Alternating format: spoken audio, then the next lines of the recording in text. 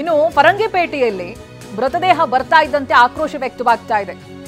ಅಂತಿಮ ಯಾತ್ರೆ ನಡೀತಾ ಇದೆಯಲ್ಲ, ಆಂಬ್ಯುಲೆನ್ಸ್ ಬರ್ತಾ ಇದ್ದಂತೆ ನೂರಾರು ಜನ ಅಡ್ಡ ಹಾಕಿದ್ದಾರೆ. ಹೆದ್ದಾರಿಯತ್ತ ನುಗ್ಗಿ ಬಂದಿದ್ದಾರೆ ನೂರಾರು ಜನ. ರಸ್ತೆ ಮಧ್ಯೆನೇ ಆಂಬ್ಯುಲೆನ್ಸ್ ಅನ್ನ ನಿಲ್ಲಿಸಿ ಅಂತಿಮ ದರ್ಶನಕ್ಕೆ ಅವಕಾಶವನ್ನ ಕಲ್ಪಿಸಲಾಗಿದೆ.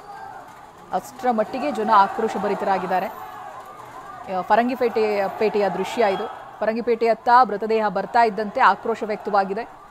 ಆಂಬ್ಯುಲೆನ್ಸ್ ಬರ್ತಾ ಇದ್ದ ಹಾಗೆ ನೂರಾರು ಜನ ಅಡ್ಡ ಹಾಕಿದ್ದಾರೆ.